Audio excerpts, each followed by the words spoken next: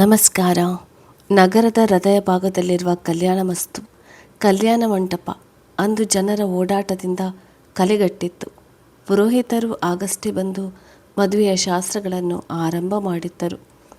ಕಲ್ಯಾಣ ಮಂಟಪ ಅಂತೂ ಭೂಮಿಗಿಳಿದ ಇಂದ್ರಲೋಕದಂತೆ ಸಿಂಗರಿಸಲ್ಪಟ್ಟಿತ್ತು. ಇನ್ನು ಮಂಟಪವಂತೂ ಬಿಳಿ ಹಾಗೂ ಈ ಗುಲಾಬಿ ಹೂಗಳಿಂದ ಸಿಂಗಾರಗೊಂಡು ಕಂಗೊಳಿಸುತ್ತಿತ್ತು. ಗೇಟ್ ಬಳಿ ಚಿರಂಜೀವಿ ಜೊತೆ ಚೀಸೌ ಪೂರ್ಣ ಅಂತ ಸುಂದರವಾಗಿ ಬರೆದಿದ್ದ ಬೋರ್ಡ್ ಬಂದವರನ್ನು ಸ್ವಾಗತಿಸುತ್ತಿತ್ತು.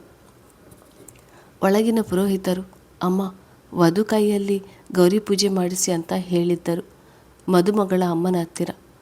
ಗಡಿಬಿಡಿಯಲ್ಲಿ ಬಂದ ಪೂರ್ಣಳ ತಾಯಿ ಕುಸುಮ ಇನ್ನೂ ರೆಡಿ ಆಗ್ತಾ ಇದ್ದ ಮಗಳ ಕೋಣೆಗೆ ಬಂದಿದ್ದರು. ಅಲ್ಲಿ ಮದುಮಗಳ ಕಲೆ ಹೊತ್ತು ನಿಂತಿದ್ದ ಮಗಳನ್ನು ಕಂಡು ಕುಸುಮ ಅವರ ಕಣ್ಣಳಿಗಳು ತುಂಬಿ ಬಂದಿವೆ.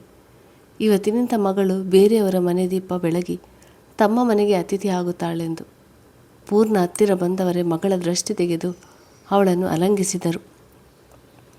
ಮೊನ್ನೆ ತನ್ನ ಕೈ ಹಿಡಿದು ತಪ್ಪು ಹೆಜ್ಜೆ ಇಟ್ಟು ನಡೆಯುತ್ತಿದ್ದ ಪುಟ್ಟ ಕೂಸು ಈಗ ಮದುಮಗಳು. ಎಷ್ಟು ಬೇಗ ದಿನಗಳು ಕಳೆದು ಹೋದವು ಮಗಳೇ ಅಂತ ಹೇಳಿ, ನಡಿ ಗೌರಿ ಪೂಜೆಗೆ ಸಮಯ ಆಯಿತು ಅಂತ ಹೇಳಿ ಪೂರ್ಣನ ಕರೆದುಕೊಂಡು ಹೊರಟಿದ್ದರು. ಮಗಳ ಮದುವೆಯಲ್ಲಿ ಏನೊಂದೂ ಸಹ ಲೋಪ ಆಗಬಾರದೆಂದು ಖುದ್ದು ತಾವೇ ಎಲ್ಲ ಕೆಲಸಗಳನ್ನು ವಿಚಾರಿಸಿಕೊಳ್ಳುತ್ತಾ ಅತ್ತಿಂದಿತ್ತ ಓಡಾಡುತ್ತಿದ್ದರು ಕೃಷ್ಣಮೂರ್ತಿ, ಅಂದರೆ ಪೂರ್ಣಳ ತಂದೆ. ಇತ್ತ ಹುಡುಗನ ರೂಮಲ್ಲಿ ರೆಡಿ ಆಗ್ತಾ ಇದ್ದ ಚಿರಂಜೀವಿಯನ್ನು ಕಾಡಿಸಲು ನಿಂತಿತ್ತು ಅವನ ಸ್ನೇಹಿತರ ದಂಡು. ಏನು ಚಿರು, ಅಂತೂ ಇಂತೂ ಹಳ್ಳಕ್ಕೆ ಬೀಳ್ತಾ ಇದೆಯಾ?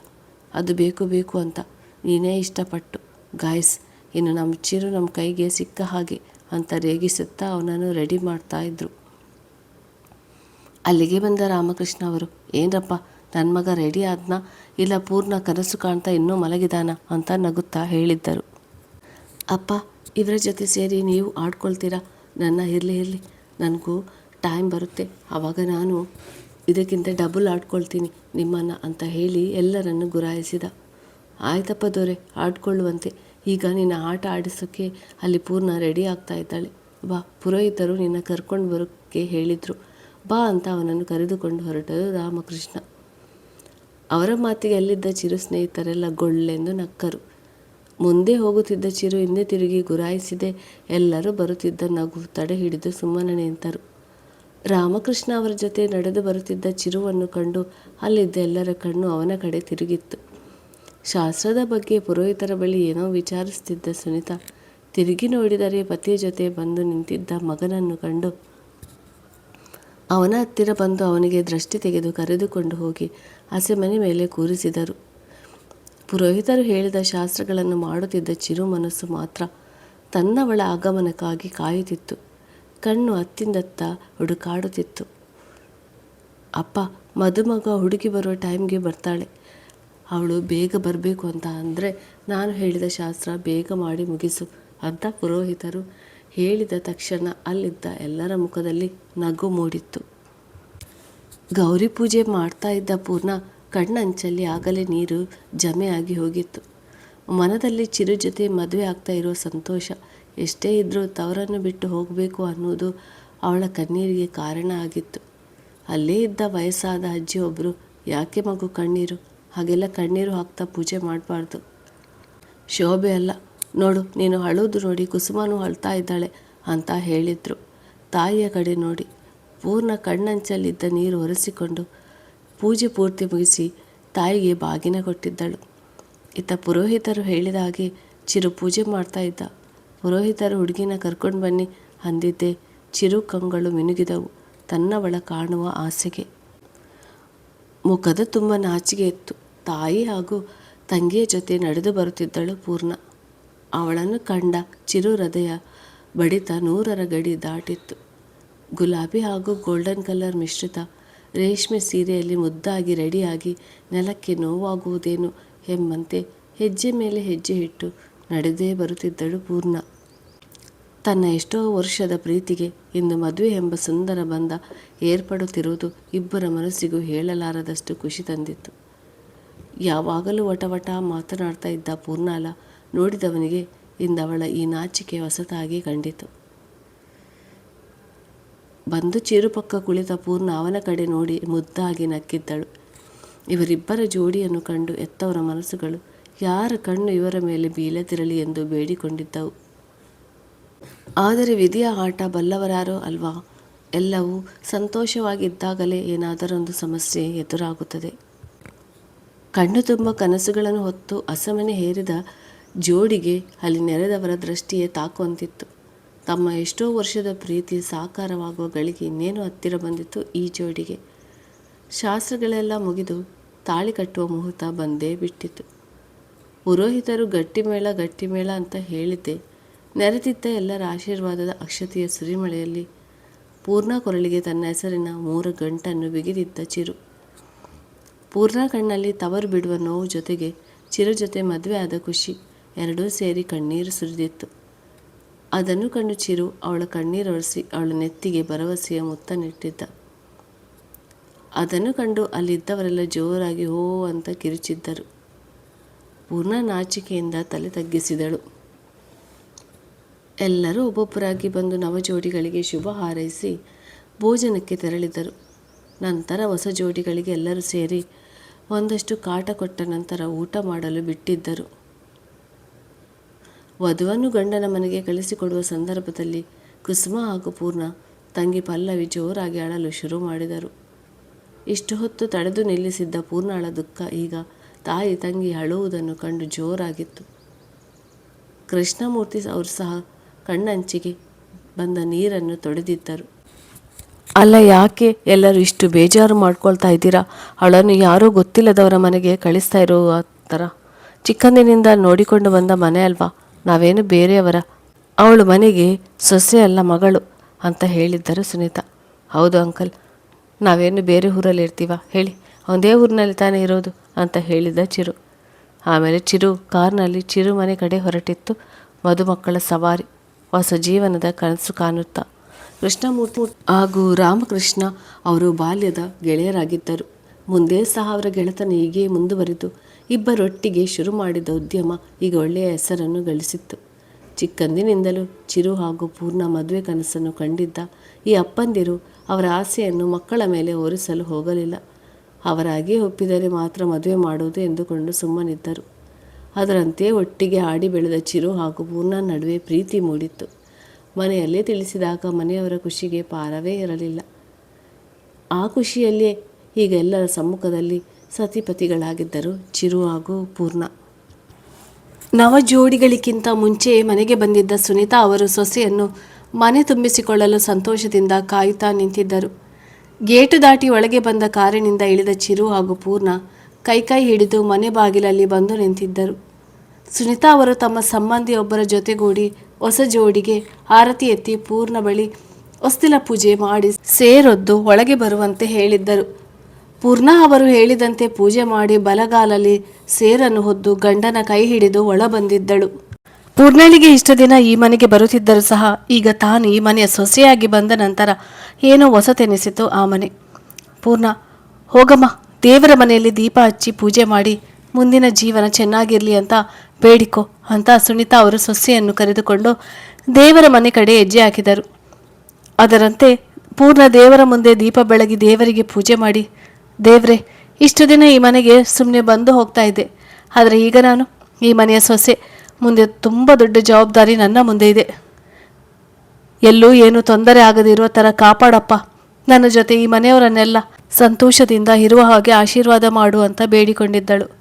ಆಯಿತು ಪೂರ್ಣ, ಬಾ, ಅಡುಗೆ ಮನೆಯಲ್ಲಿ ಹಾಲು ಕಿಸುವ ಶಾಸ್ತ್ರ ಇದೆ, ಆಮೇಲೆ ನೀನು ಫ್ರೆಶ್ ಆಗಿ ಸ್ವಲ್ಪ ರೆಸ್ಟ್ ಮಾಡುವಂತೆ ಅಂತ ಹೇಳಿ ಕರೆದುಕೊಂಡು ಹೋಗಿದ್ದರು ಸುನೀತಾ.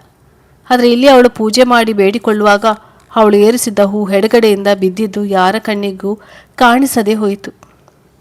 ಅಂದರೆ ಮುಂದೆ ಆಗುವ ಅನಾಹುತದ ಮುನ್ಸೂಚನೆ ಇದಾಗಿತ್ತ. ಪೂರ್ಣಳನ್ನು ತುಂಬ ಖುಷಿಯಿಂದ ಮನೆ ತುಂಬಿಸಿಕೊಂಡಿತ್ತು ಚಿರು ಕುಟುಂಬ. ಎಲ್ಲರೂ ಸಂತೋಷದಿಂದ ಮದುವೆಯ ಬಗ್ಗೆ ಮಾತನಾಡುತ್ತಾ ಕುಳಿತಿದ್ದರು.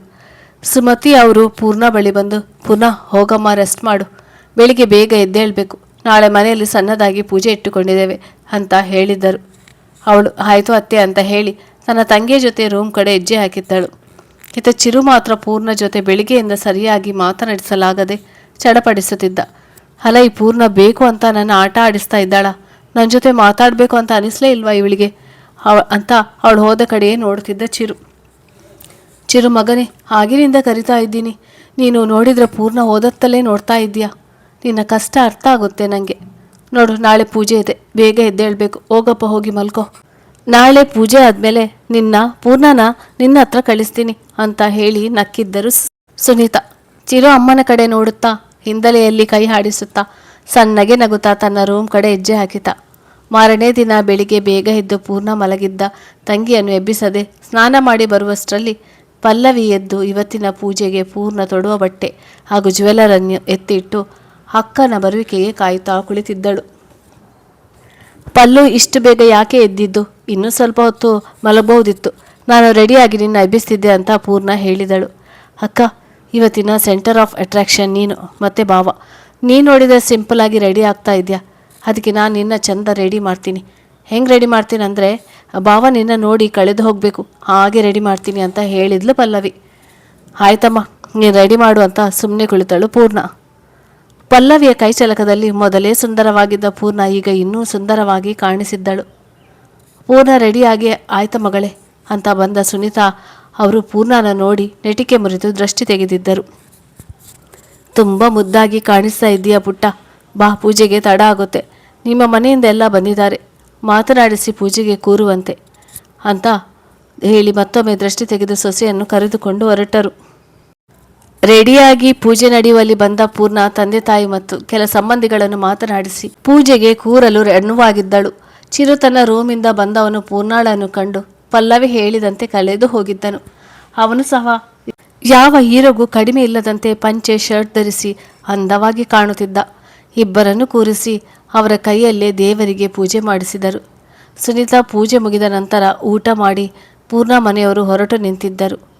ಹಿಂದಿನ ದಿನ ಅಕ್ಕನ ಜೊತೆ ಬಂದಿದ್ದ ಪಲ್ಲವಿಯೂ ಸಹ ಅಪ್ಪ ಅಮ್ಮನ ಜೊತೆ ಹೊರಟಿದ್ದಳು. ಎಲ್ಲರೂ ಹೊರಟಿದ್ದು ಕಂಡು ಪೂರ್ಣ ಮುಖ ಬೇಸರದಿಂದ ಕಲೆಗುಂದಿತ್ತು. ಕುಸುಮ ಅವರ ಮಗಳ ಬಳಿ ಬಂದು, ಯಾಕೆ ಪೂರ್ಣ ಮುಖ ಸಪ್ಪೆ ಮಾಡಿ ನಿಂತಿದ್ಯಾ? ನಾವೇನು ಬೇರೆ ಊರಿಗೆ ಹೋಗ್ತೀವಾ ಹೇಳು, ಇಲ್ಲೇ ಇದೇ ಊರಿನಲ್ಲಿ ಇರ್ತೀವಿ ತಾನೆ. ನೋಡು, ನೀನು ಬೇಜಾರಾಗಿದ್ದಕ್ಕೆ ಚಿರು ಕೂಡ ಬೇಜಾರಾಗಿದ್ದಾನೆ ಅಂತ ಹೇಳಿದರು. ಪಕ್ಕದಲ್ಲಿ ನಿಂತಿದ್ದ ಚಿರು ಮುಖ ನೋಡಿದವಳು ಸ್ವಲ್ಪವೇ ನಗುತ್ತಾ ಹೊರಟು ನಿಂತಿದ್ದ ತಂದೆ ತಾಯಿಗೆ ಕೈ ಬೀಸಿದಳು. ಅವರು ಅಲ್ಲಿಂದ ಹೊರಟು ಮರೆಯಾದದ್ದೇ ಪೂರ್ಣ ಚಿರು ಎದೆಗೊರಗಿ ಸಣ್ಣದಾಗಿ ಬಿಕ್ಕಿದಳು. ಮನೆಯ ಮುದ್ದಿನ ಮಗಳಾಗಿದ್ದವಳು ಈಗ ಸಡನ್ ಆಗಿ ಅವರನ್ನೆಲ್ಲ ಬಿಟ್ಟು ಇರಬೇಕೆಂಬುದು ಅವಳ ದುಃಖಕ್ಕೆ ಕಾರಣವಾಗಿತ್ತು. ಪೂರ್ಣ, ಯಾಕಮ್ಮ ಅಳೋದು? ನೀನು ಬೇಕೆಂದಾಗ ನಿನ್ನ ಮನೆಗೆ ಹೋಗ್ಬೋದು. ನಾನೇನು ಬೇರೆ ಅತ್ತೆಯರ ಥರ ಘಾಟಿ ಅತ್ತೆ ಅಲ್ಲಮ್ಮ. ಅಳುವುದು ನಿಲ್ಲಿಸಿ ಈಗ ಬೇಗ ಬೇಗ ರೆಡಿಯಾಗಿ ಇಬ್ರು ಅಂತ ಹೇಳಿದ್ದರು ಸುನೀತಾ. ರೆಡಿ ಆಗೋದಾ? ಎಲ್ಲಿಗೆ ಅತ್ತೆ ಅಂತ ಪೂರ್ಣ ಕೇಳಿದಾಗ ಸುನೀತಾ ಅವರು ಮಗನ ಕಡೆ ನೋಡಿ, ನಿನ್ನ ಗಂಡ ನಿಂಗೆ ಸರ್ಪ್ರೈಸ್ ಆಗಿ ಹನಿಮೂನ್ ಟ್ರಿಪ್ ಪ್ಲ್ಯಾನ್ ಮಾಡಿದ್ದಾನೆ, ಇವತ್ತೇ ಹೊರಡಬೇಕು ನೀವು ಅಂತ ಹೇಳಿದ್ದರು. ಪೂರ್ಣ ಚಿರು ಕಡೆ ತಿರುಗಿ ನೋಡಲು ಕಣ್ಣಲ್ಲೇ ಹೌದು ಅಂತ ಹೇಳಿ ಕಣ್ಣು ಹೊಡೆದಿದ್ದ ಚಿರು. ನಾಚಿಕೆಯಿಂದ ತಲೆ ತಗ್ಗಿಸಿ ನಿಂತಳು ಪೂರ್ಣ. ಸರಿ ಸರಿ, ಬೇಗ ರೆಡಿಯಾಗಿ ಹೊರಡಿ ಇಬ್ಬರು, ತುಂಬ ಲೇಟಾಗಿ ಹೊರಡಬೇಡಿ ಅಂತ ಸುನೀತಾ ಅವರು ಹೇಳಿದ್ದರು. ಒಂದಷ್ಟು ಬಟ್ಟೆಗಳನ್ನು ಪ್ಯಾಕ್ ಮಾಡಿಕೊಂಡು ಹನಿಮೂನ್ಗೆ ಕೇರಳ ಕಡೆ ಹೊರಟಿತ್ತು ನವಜೋಡಿಗಳ ಸವಾರಿ. ಖುಷಿಯಿಂದ ಹೊರಟ ಜೋಡಿಗಳಿಗೆ ಶುಭ ಹಾರೈಸಿ ಕಳುಹಿಸಿದ ಸುನೀತಾ ಅವರಿಗೆ ಗೊತ್ತಾಗಲೇ ಇಲ್ಲ ಇದೇ ಖುಷಿ ಮುಂದೆ ಇರುವುದಿಲ್ಲ ಎಂದು. ಪೂರ್ಣ ಹಾಗೂ ಚಿರುವನ್ನು ಹೊತ್ತ ಕಾರು ಕೇರಳದ ಕಡೆ ಸಾಗಿತ್ತು. ತಮ್ಮ ಪ್ರೀತಿಯನ್ನು ಮದುವೆ ಎಂಬ ಬಂಧನದಿಂದ ಇನ್ನೂ ಗಟ್ಟಿಯಾಗಿಸಿ ಖುಷಿಯಿಂದ ಹೊರಟಿತ್ತು ನವಜೋಡಿಗಳ ಪಯಣ. ಚಿರು, ನನಗೆ ಇನ್ನೂ ನಂಬಿಕೆ ಆಗ್ತಾ ಇಲ್ಲ ನಮ್ಮ ಮದುವೆ ಆಯಿತು ಅಂತ. ಇದೆಲ್ಲ ಕನಸೇನೋ ಅಂತ ಅನಿಸ್ತಾ ಇದೆ ನನಗೆ. ಎಷ್ಟು ಖುಷಿ ಆಗ್ತಾ ಇದೆ ಗೊತ್ತಾ? I am the happiest person in the world ಅಂತ ಹೇಳಿ ಕಾರಿನಿಂದ ತಲೆ ಹೊರಗೆ ಹಾಕಿ ಜೋರಾಗಿ ಕಿರಿಚಿದ್ದಳು ಪೂರ್ಣ. ತನ್ನವಳ ಖುಷಿ ಕಂಡು ಚಿರು ಸಹ ನಗುತ್ತಾ ಕಾರು ಓಡಿಸ್ತಿದ್ದ. ಅವಳು ಇವನನ್ನು ಪ್ರೀತಿಸುವುದಕ್ಕೂ ಮುಂಚೆಯೇ ಅವಳನ್ನು ಪ್ರಾಣದಷ್ಟು ಪ್ರೀತಿಸುತ್ತಿದ್ದವನಿಗೆ ಈಗ ಅವಳೇ ತನ್ನ ಹೆಂಡತಿಯಾಗಿ ಬಂದದ್ದು ಆಕಾಶವೇ ಕೈಗೆ ಸಿಕ್ಕ ಹಾಗೆ ಆಗಿತ್ತು. ಸಣ್ಣಗೆ ಮಳೆ ಬೀಳುತ್ತಿದ್ದ ಕಾರಣ ಅಲ್ಲೇ ಇದ್ದ ಸಣ್ಣ ಗೂಡಂಗಡಿಯಲ್ಲಿ ಕಾಫಿ ಕುಡಿದು ಪ್ರಯಾಣ ಮುಂದುವರಿಸಿದರು. ಕಾರಿನಲ್ಲಿ ಪ್ಲೇ ಆಗುತ್ತಿದ್ದ ಮೆಲೋಡಿ ಮ್ಯೂಸಿಕ್ ಹಾಗೂ ಹೊರಗೆ ಸುರಿಯುತ್ತಿದ್ದ ಮಳೆಗೆ ಪೂರ್ಣಗೆ ಆಗಲೇ ಸಣ್ಣ ನಿದ್ರೆ ಆವರಿಸಿಬಿಟ್ಟಿತ್ತು. ಮುಖದ ಮೇಲೆ ಆರುತ್ತಿದ್ದ ಪುಡಿ ಕೂದಲಿನಿಂದ ಕಿರಿಕಿರಿಯಿಂದ ಪೂರ್ಣ ಮುಖ ಸಿಂಡರಿಸಿದು ಕಂಡ ಚೀರು ನಕ್ಕು ಕೂದಲನ್ನು ಹಿಂದೆ ಸರಿಸಿ ಪೂರ್ಣ ನೆತ್ತಿಗೆ ಪುಟ್ಟ ಮುತ್ತ ನಿಟ್ಟಿದ್ದ. ನಿದ್ದೆಯಲ್ಲೂ ತನ್ನವನ ಸಿಹಿಮುತ್ತಿಗೆ ಸಣ್ಣದಾಗಿ ನಕ್ಕಿದ್ದಳು ಪೂರ್ಣ. ಆಯಾಗಿ ಮಲಗಿದ್ದ ಕಾರಣ ಕಾರನ್ನು ಸ್ಲೋ ಆಗಿ ಓಡಿಸ್ತಿದ್ದ ಚಿರು. ಆದರೆ ಕೆಲವೊಮ್ಮೆ ನಾವು ನಿರೀಕ್ಷಿಸದೆ ಕೆಲವೊಂದು ಅನಿರೀಕ್ಷಿತ ಘಟನೆಗಳು ನಡೆದು ಬಿಡುತ್ತವೆ. ಹಾಗೆ ಇಲ್ಲಿಯೂ ಕೂಡ ಅಂತಹ ಘಟನೆ ನಡೆದೇ ಹೋಗಿಬಿಟ್ಟಿತ್ತು. ಎದುರಿನಿಂದ ಟಿಂಬರನ್ನು ತುಂಬಿಕೊಂಡು ಬರುತ್ತಿದ್ದ ಲೋಡ್ ಲಾರಿ ಒಂದು ತಿರುವಿನಲ್ಲಿ ಅಡ್ಡದಿಡ್ಡಿಯಾಗಿ ಬಂದು ಚಿರು ಕಾರಿಗೆ ಡಿಕ್ಕಿ ಹೊಡೆದೇ ಬಿಟ್ಟಿತ್ತು. ಅನಾಹುತ ನಡೆದೇ ಹೋಗಿತ್ತು. ಕ್ಷಣಾರ್ಧದಲ್ಲಿಯೇ ಚಿರು ಹಾಗೂ ಪೂರ್ಣ ರಕ್ತದ ಮಡುವಿನಲ್ಲಿ ಬಿದ್ದಿದ್ದರು. ಲಾರಿ ಡ್ರೈವರ್ ಕುಡಿದು ಗಾಡಿ ಓಡಿಸ್ತಿದ್ದವನಿಗೆ ಈಗ ಕುಡಿದ ಮತ್ತೆಲ್ಲ ಒಂದೇ ಸಲ ಇಳಿದು ಹೋಗಿತ್ತು. ಲಾರಿಯನ್ನು ಅಲ್ಲೇ ಬಿಟ್ಟು ಅವನು ಪರಾರಿಯಾಗಿದ್ದ. ಚಿರುಗೆ ತಲೆಗೆ ಬಲವಾದ ಪೆಟ್ಟು ಬಿದ್ದು ಸ್ವಲ್ಪವೇ ಪ್ರಜ್ಞೆ ಇದ್ದ ಕಾರಣ ಆ ನೋವಿನಲ್ಲೂ ಪೂರ್ಣಳ ಕೈ ಬಿಡದೆ ಹಿಡಿದಿದ್ದ. ಆದರೆ ಪೂರ್ಣ ತುಂಬ ಒದ್ದಾಡುತ್ತಾ ನರಳುತ್ತಿದ್ದಳು. ಅಷ್ಟರಲ್ಲಿ ಎದುರಿನಿಂದ ಬಂದ ಒಂದು ಕಾರು ಅವರಿವರನ್ನು ನೋಡಿ ಸಹಾಯಕ್ಕೆ ಧಾವಿಸಿದರು. ಇಬ್ಬರನ್ನು ಅದೇ ಕಾರಲ್ಲಿ ಹಾಸ್ಪಿಟಲ್ ಕಡೆ ಕರೆದುಕೊಂಡು ಹೊರಟಿದ್ದರು. ಅಷ್ಟಾದರೂ ಸಹ ಚಿರು ಪೂರ್ಣ ಕೈ ಬಿಟ್ಟಿರಲಿಲ್ಲ. ಆದರೆ ಸಮಯ ಮೀರಿ ಹೋಗಿ ಆಗಿತ್ತು. ಪ್ರೀತಿಸಿದ ಜೀವಗಳು ಸಾವಿನಲ್ಲೂ ಸಹ ಜೊತೆಯಾಗಿದ್ದವು. ಇತ್ತ ಮನೆಯಲ್ಲಿ ಟಿವಿ ನೋಡುತ್ತಾ ಮೊಬೈಲ್ನಲ್ಲಿ ಕೃಷ್ಣಮೂರ್ತಿ ಅವರ ಜೊತೆ ಮಾತನಾಡುತ್ತಾ ಇದ್ದ ರಾಮಕೃಷ್ಣ ಅವರು ನ್ಯೂಸ್ನಲ್ಲಿ ಯಾವುದೋ ಆಕ್ಸಿಡೆಂಟ್ ಬಗ್ಗೆ ಬರುತ್ತಿದ್ದದನ್ನು ಕೇಳಿ ಆತ ತಿರುಗಿ ನೋಡಿದವರು ಅಲ್ಲೇ ಇದ್ದ ಕಾರನ್ನು ಕಂಡು ಜೋರಾಗಿ ಸುನಿತಾ ಅಂತ ಕೂಗಿ ಕೈಯಲ್ಲಿದ್ದ ಫೋನನ್ನು ಕೆಳಗೆ ಬಿಟ್ಟಿದ್ದರು. ಆತ ಫೋನ್ನಲ್ಲಿದ್ದ ಕೃಷ್ಣಮೂರ್ತಿ ಅವರಿಗೆ ಏನಾಯಿತು ಅಂತ ತಿಳಿಯದೆ ಹಲೋ ಹಲೋ ಅಂತ ಹೇಳುತ್ತಾ ಇದ್ದರು. ಸುನಿತಾ ಅವರು ಬಂದು ಟಿವಿ ನೋಡಿ ಜೋರಾಗಿ ಅಳಲು ಶುರು ಮಾಡಿದರು.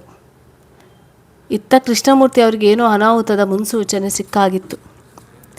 ರಾಮಕೃಷ್ಣ ಅವರು ಫೋನ್ ಕೈಗೆತ್ತಿಕೊಂಡು ಮೂರ್ತಿ ಟಿವಿಯಲ್ಲಿ ಮಕ್ಕಳು ಅಂತ ಜೋರಾಗಿ ಅಳಲು ಶುರು ಮಾಡಿದರು. ತಕ್ಷಣ ಟಿವಿ ಹಾಕು ನೋಡಿದ ಕೃಷ್ಣಮೂರ್ತಿ ಅವರಿಗೆ ಒಂದು ಕ್ಷಣ ಕಣ್ಣು ಕತ್ತಲೆ ಆವರಿಸಿದಂತಾಗಿ ಕುಸಿದು ಕುಳಿತು ಬಿಟ್ಟರು.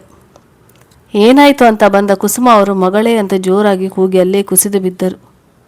ಕೆಲ ಗಂಟೆಗಳಲ್ಲಿ ಇಡೀ ಕುಟುಂಬ ಹಾಸ್ಪಿಟಲ್ ಬಾಗಿಲಿಗೆ ಬಂದಿತ್ತು. ಸ್ವಲ್ಪ ಮುಂಚೆಯಷ್ಟೇ ಖುಷಿಯಿಂದ ಹೊರಟ ಮಕ್ಕಳನ್ನು ಈ ರೀತಿ ನೋಡಿ ಅತ್ತವರ ಗೋಳು ಜೋರಾಗಿತ್ತು. ನಿನ್ನೆಯಷ್ಟೇ ಖುಷಿಯಿಂದ ಮನೆ ತುಂಬಿಸಿಕೊಂಡ ಜೋಡಿಯನ್ನು ಈಗ ಅರಗಿಸಲಾರದ ನೋವಿನಲ್ಲಿ ವಿದಾಯ ಹೇಳಿದ್ದರು. ಮನೆಯವರನ್ನ ಜೀವನ ಪೂರ್ತಿ ನೋವಿನ ಕೂಪಕ್ಕೆ ತಳ್ಳಿ ಇಬ್ಬರ ಪ್ರೀತಿ ಸಾವಿನಲ್ಲೂ ಸಹ ಒಂದಾಗಿ ಬಿಟ್ಟಿತ್ತು. ಕೆಲವೊಮ್ಮೆ ಜೀವನ ನಾವು ನಿರೀಕ್ಷಿಸದ ನೋವನ್ನು ಜೀವನ ಪೂರ್ತಿ ಕೊಟ್ಟು ಬಿಡುತ್ತದೆ. ಹಾಗೆ ಇಲ್ಲಿಯೂ ಮದುವೆಯಾಗಿ ಜೀವನದ ಸುಂದರ ಕನಸನ್ನು ಹೆಣೆದಿದ್ದ ಪೂರ್ಣ ಹಾಗೂ ಚಿರು ಜೀವನದಲ್ಲೂ ವಿಧಿ ತನ್ನ ಆಟ ಆಡಿತ್ತು. ಬದುಕಿ ಬಾಳಬೇಕಾಗಿದ್ದ ಜೋಡಿ ಯಾರದೋ ನಿರ್ಲಕ್ಷ್ಯಕ್ಕೆ ಬಲಿಯಾಗಿತ್ತು. ಪರಿಪೂರ್ಣವಾಗಬೇಕಾಗಿದ್ದ ಅವರ ಮದುವೆಯು ಸುಂದರ ಪಯಣ ಆರಂಭವಾಗುವ ಮೊದಲೇ ಮುಗಿದು ಹೋಗಿತ್ತು. ಧನ್ಯವಾದಗಳು ಸ್ನೇಹಿತರೆ, ನನ್ನ ಕತೆ ಕೇಳಿದ್ದಕ್ಕಾಗಿ.